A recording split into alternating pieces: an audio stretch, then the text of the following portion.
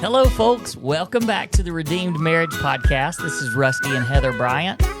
We're excited to be with you again. Hopefully, you're listening to this on the day that comes out because you can't wait to listen to the Redeemed Marriage Podcast every week. But if it's sometime in the future, that's okay too.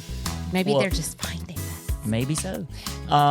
Hey, we just got back from a wonderful weekend down in Lake Placid, Florida. Yeah. Had a chance to go down there and do a one-day marriage conference.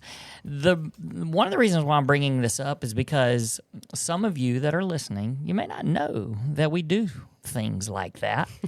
And so if you're listening and you're like, oh, maybe they should come to my city or maybe they should come to my church, then tell your people about it. We had a great time. It was a one-day conference. We were there from 9 to 4, but we're flexible. We can do whatever works for you and your church or whoever wants to host us. But it was really neat. We spoke on 5 different topics. We called this one was called The 5 Things Your Marriage cannot survive thrive without. So the 5 things your marriage can't thrive without. Mm-hmm. And so we talk about things like spiritual intimacy, communication, physical intimacy, boundaries, and then having fun together. Yep. So it's a really good that's going to drive me crazy. Okay, I'll fix it while you're talking. Okay, so this particular topic. I've got myself a few notes so I can ask Heather some questions because this one's going to we're going to lean on Heather and her experience with this one. And so I told her, I said, hey, I'm gonna send you some bullet points that I need to look at. And I said, hey, but I don't want your phone to go disappear and go blank. And she said, oh, mine doesn't. Oh, it won't. And it already did. So she's going to have to fix that for me. Fine. Or because otherwise I'm just going to sit there and keep putting the passcode in over and over and over. And that's going to be extremely annoying. It's okay. So, we would love the opportunity to come to your city and your church or whoever wants to host us. So give us a shout and tell us and ask us to come and visit you. Yeah.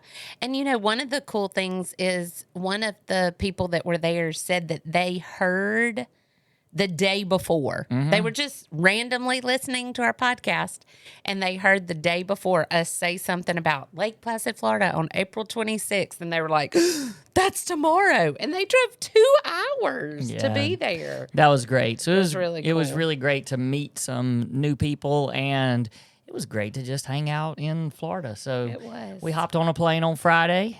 We did a conference on Saturday and hopped back on the plane and came home today. And here we are hanging out with you. And I'm watching you just sitting over there struggling. You're on YouTube. People are going. I'm not. Oh. No, you're not just playing on YouTube. You are literally on YouTube right now. I know. And people are watching you on YouTube going, how does this bozo not know how to make her screen not go off? But they're getting a good view of my hat. Speaking of, hey, if you're not watching on YouTube, you should go over there because Heather is a walking billboard today for the Redeemed Marriage. Yes, I am. I wore it on the plane. Yeah. I was decked out. She's got the hat. Nothing. She's got the Redeemed shirt on. So I figured it. Even that, if you need some Redeemed merch, we got you covered. It's the Redeemed T-shirt and my Redeemed Marriage hat. Yep. And it was good times. And you can also call on Heather for all your technology needs. She is obviously very good. I knew. Well, I don't have on my glasses, so I was squinting. We need Redeemed Marriage glasses. Yeah, we do. Just right here on the side. And they could be red, like the blood of Jesus. Okay. All right. So anyway, maybe we haven't lost all of our listeners in this little 4-minute intro. But we're going to be talking today about secrets. This is another one of those marriage killers that We've been talking about the last couple of weeks and kind of made a series out of it. And so these are the things, this is the blueprint for how you can kill your marriage if you're interested in doing that. So, I mean, I hope that nobody is, but we're just telling you the things that can destroy your marriage. Yep. And so don't do these things.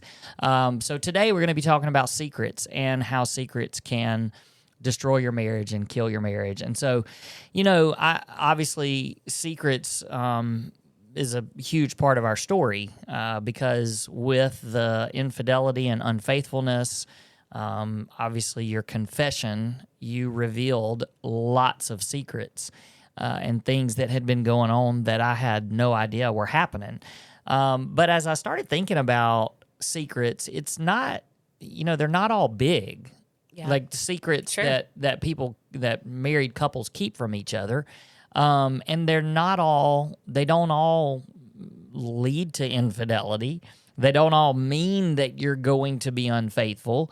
But these secrets, they start small and then they turn into something else. But if you're listening to this and you're like, well, I've never kept a secret from my spouse because I'm not having an affair, it doesn't have to be that. It can be, secrets, you can keep secrets about lots of things. Yeah. It can be financial things. It can be just emotional things, feelings, and things that you're not sharing with your spouse. And, obviously relational things, whether they lead to infidelity or not. There's just a lot, even just hiding, hiding text messages, hiding where you're going, hiding where you've been, hiding what you're doing. There's just lots of things that can come between a couple when secrets are involved. And so one of the things that I think is really important to recognize is just that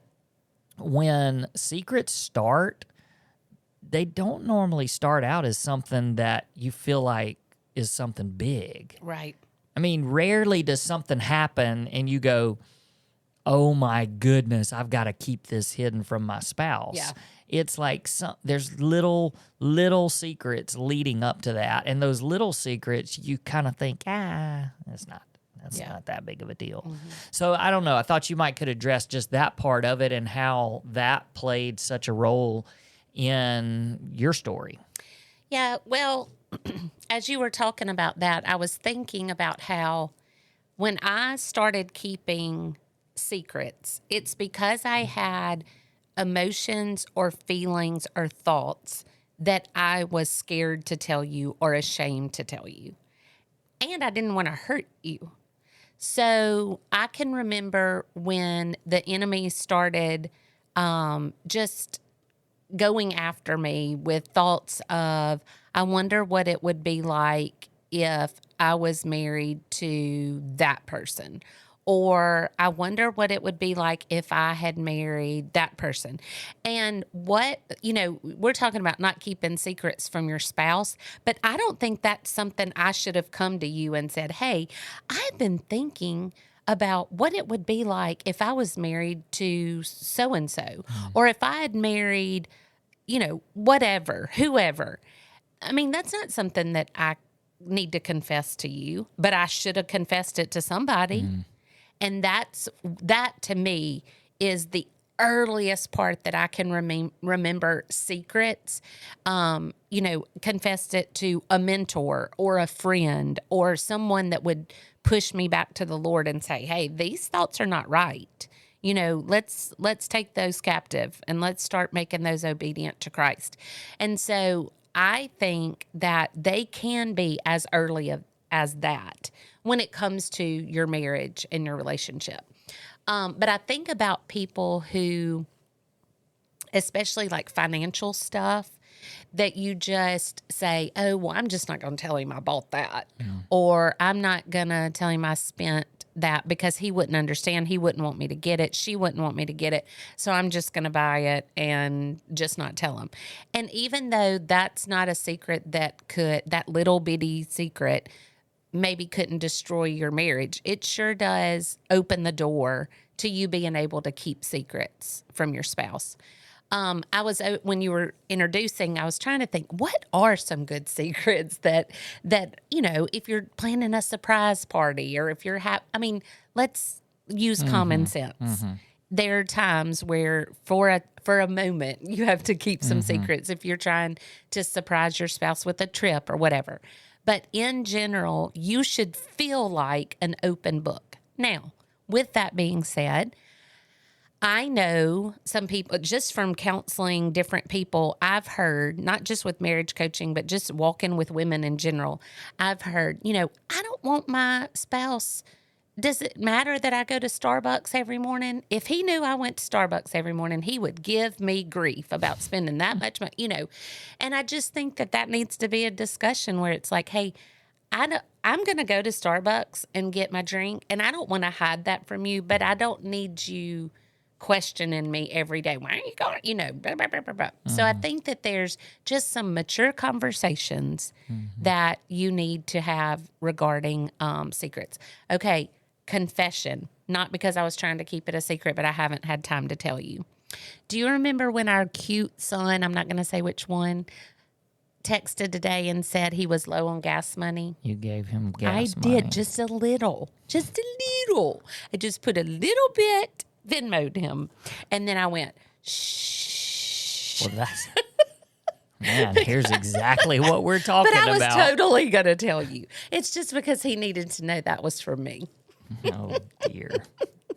But I'm just saying, I wouldn't keep things from you like that.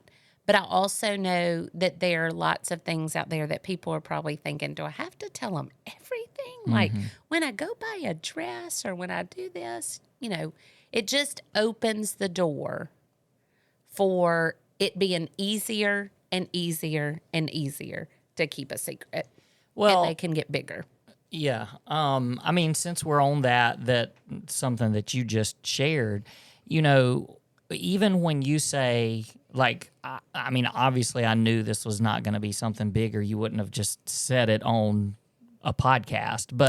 But even when you said, a confession, I need to, but that still stirs something in me, and stirs up just this, and it's a brief, momentary, but it's uh-oh.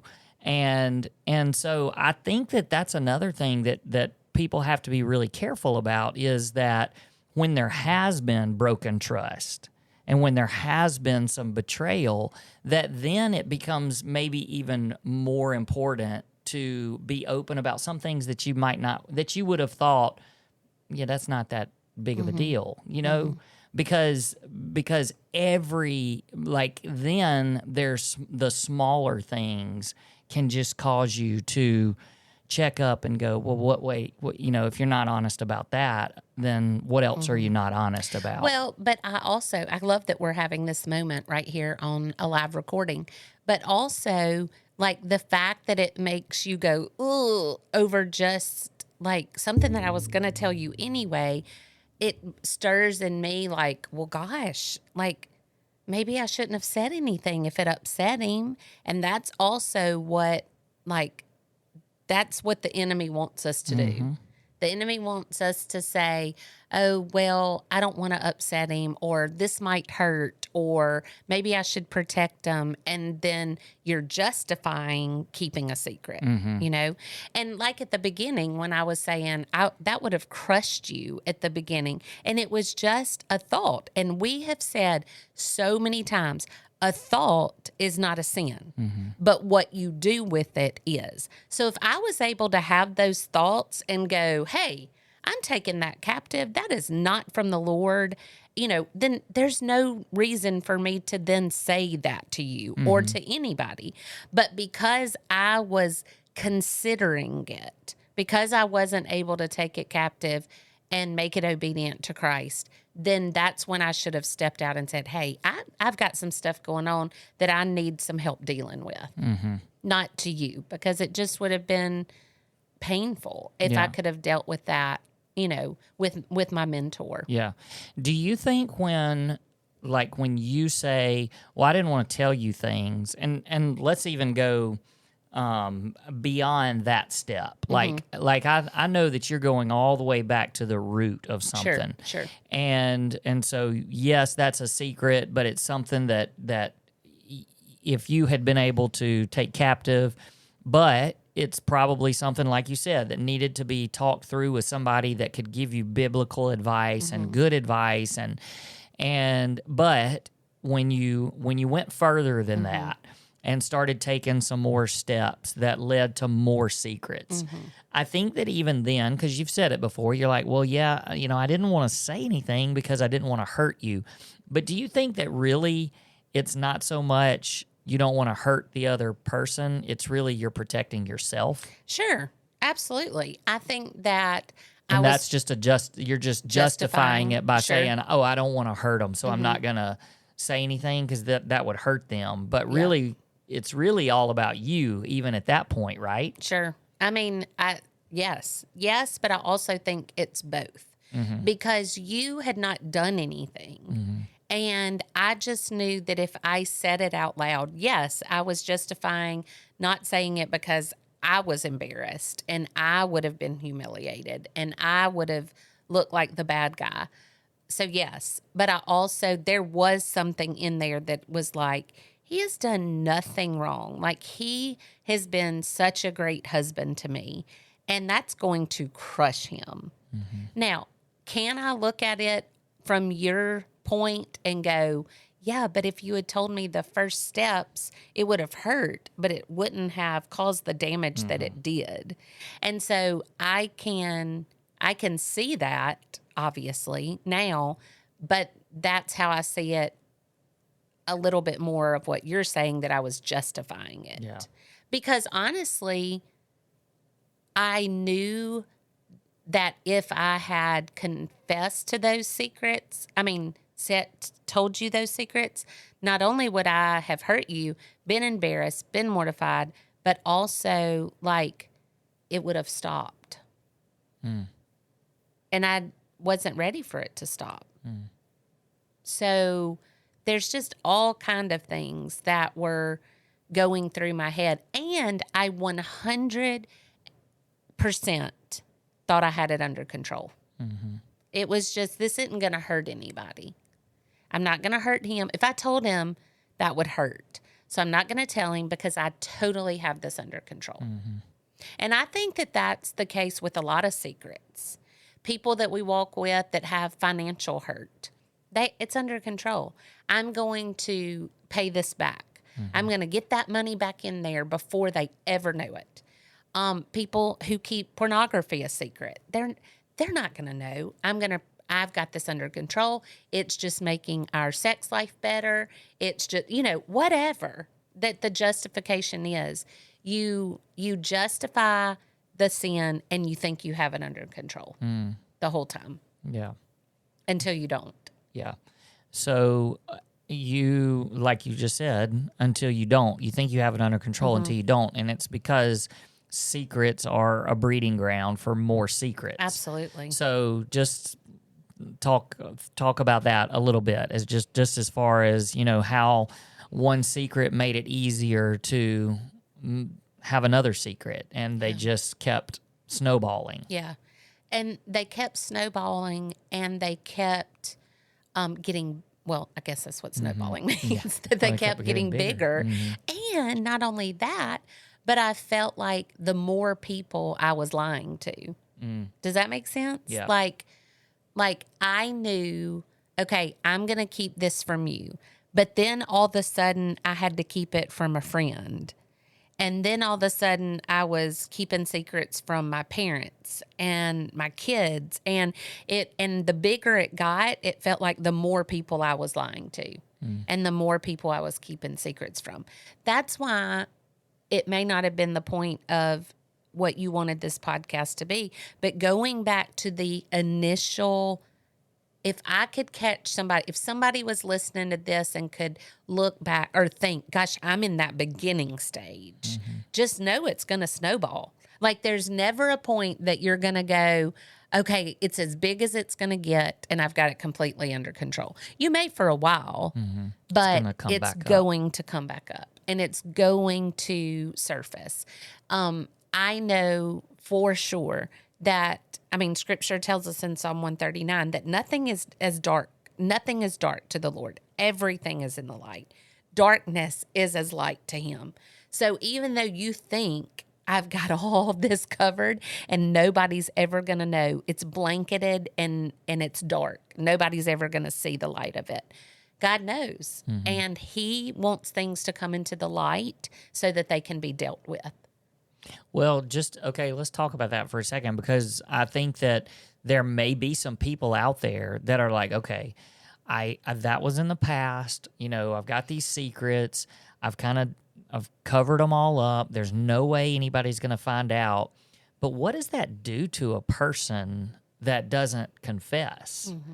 I mean, because we've had lots of couples that have ended up confessing years after whatever happened, and they just can't continue living the way that they were living. And so nobody really, if it's somebody like me that hasn't lived through a lie like that and lived through secrets like that, I don't think we know the feeling of the fear and the weight of all of that, the weight of the secret. So, just maybe share why it's so important, even if it's after the fact. Yeah. Yeah. And that's that's part of our story, and it's a part of stories that we hear often. Like if you're listening to this and we've done marriage coaching with you and you think, oh, they're definitely talking about us. Probably not, because there's so many that have this as part of their story, and it's part of our story. On a Tuesday, I confessed to stuff. Mm-hmm. And then on a Saturday, I confessed to everything. I was still trying to keep secrets even after confession. Right. And that's been the case with several people that we have counseled. I mean, lots and lots of people that we counsel. It's like, okay, this comes out, this secret came out, but I'll just speak for me, but I'm telling you, we hear this time and again, is that I was still thinking, I lost control of that part, but I'm still in control of the whole thing. Like I'm still going to hold on to what I can. Mm-hmm. And I justified it by saying, okay, if he forgives this, it's going to be a miracle. But if I tell him everything, there's no way he's going to forgive me, or it's going to be too much. And, and I can just hear the enemy saying, you better not tell him that part. You better not tell him everything. You've told him enough. And that is the truth that I have heard from person after person after person. And the person who has been betrayed or the person who has been lied to, every single one of them say, there is no way to start over unless I know it all. That's right. There's no way. It is so hard to build a new foundation if it's not built on complete honesty, everything out in the open. And I'm going to tell you, as horrible as that Friday was, as painful as that day was, I, for the first time, felt like I could breathe, because I was like, there's nothing else. Mm-hmm. Like, it all. And even though, and we've talked about this before, I took that secret, I took that shame, I took that guilt, and I just threw it on you, and it became yours to carry. I mean, I still carried guilt and shame, but I took that lie and just took it off of me. And then it was like, I had such freedom of, I didn't have anything else to hide. And hiding can eat you alive. It steals your joy. It keeps you from being able to focus and give energy to what you need to give energy to. And then there's this constant fear that somebody's going to find out. Yep. It's a constant fear of, it was me hiding things all the time. Okay, did I delete that? Did I answer that? Did I hide this? It was puzzle pieces constantly making sure that I was covering my tracks of what I was doing. And mine was a really big lie, but it also was a 3-month lie.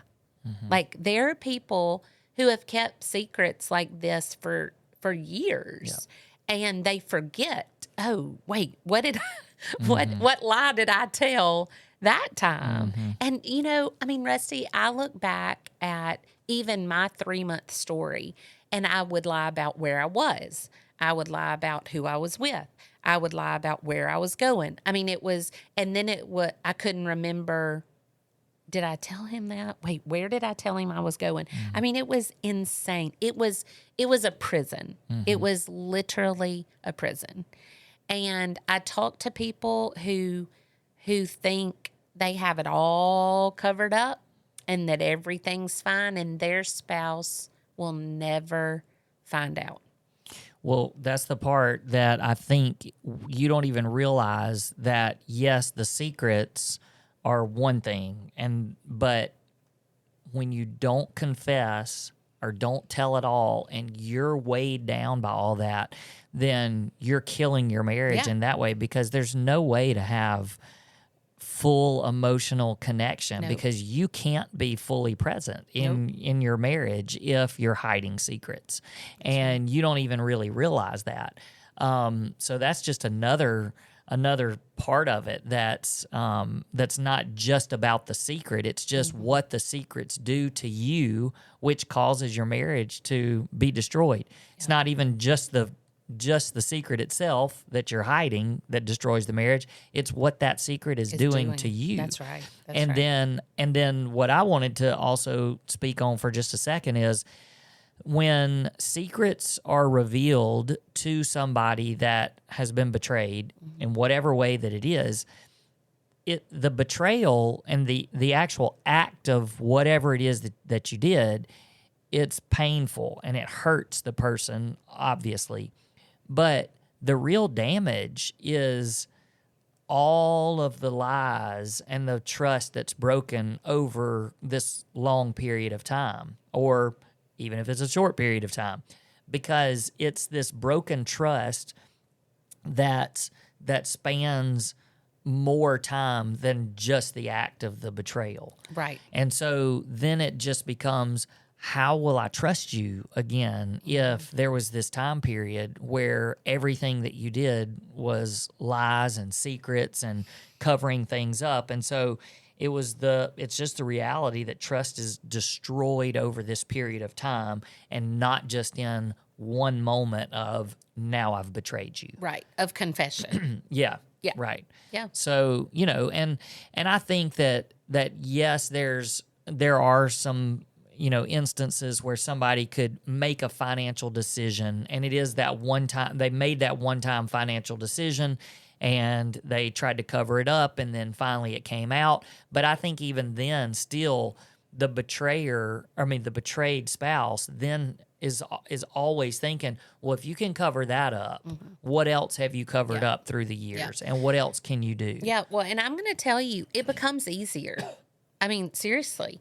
Like, you do this little bitty lie and you get away with it, and there was no consequence, so it just becomes easier to do the next time.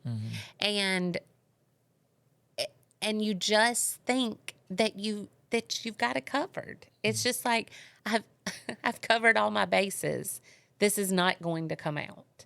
And it's you think, oh, I'm living, I'm getting, what's that phrase? Scot-free? Yeah. Got off scot-free? Scotch-free. Scotch-free? Scot-free. I don't know. But whatever.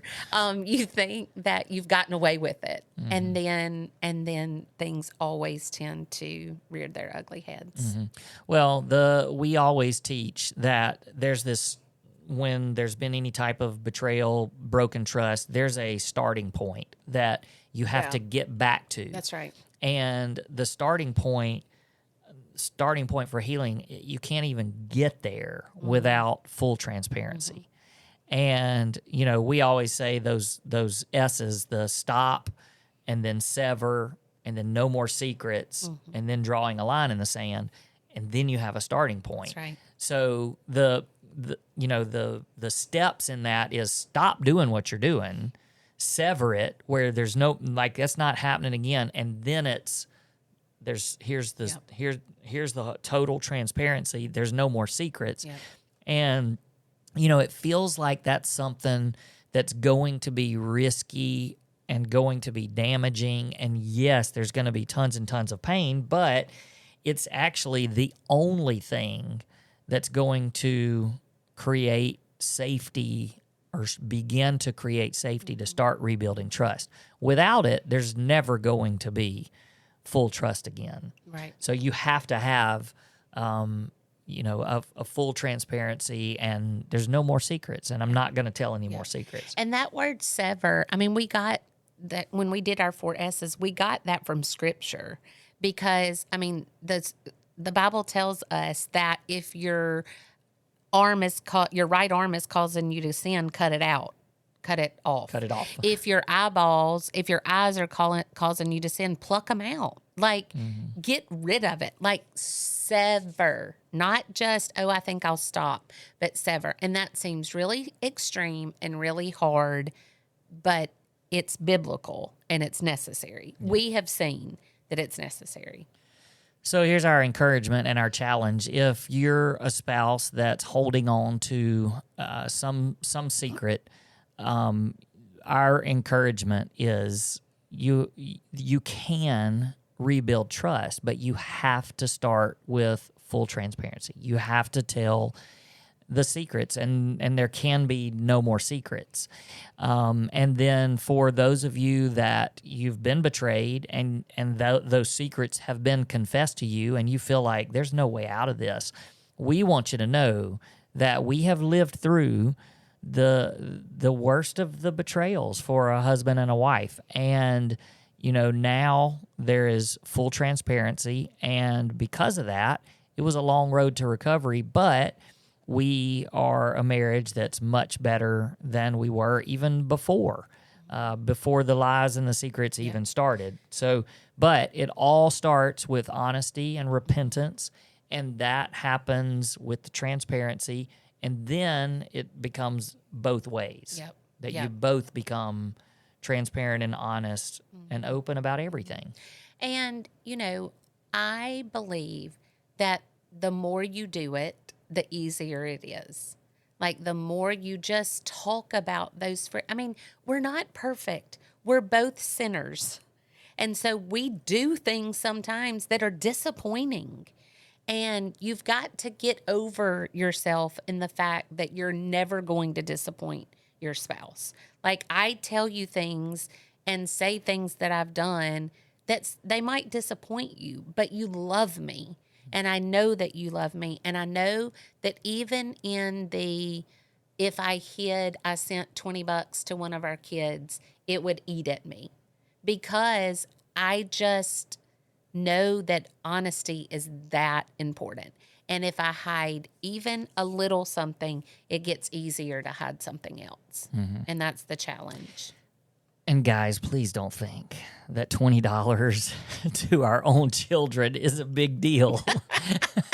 No. But yes, there was more of a story to that. He was texting us and complaining about having to pay for gas. Suck it up. Yeah, and we were like, and then I went soft. Yeah, so there's way more to the story than I gave our kids $20 and I need to tell my husband that I gave $20 away. That did sound really extreme. Like, why do I have to tell him if I sent and what kind of dad is that dude?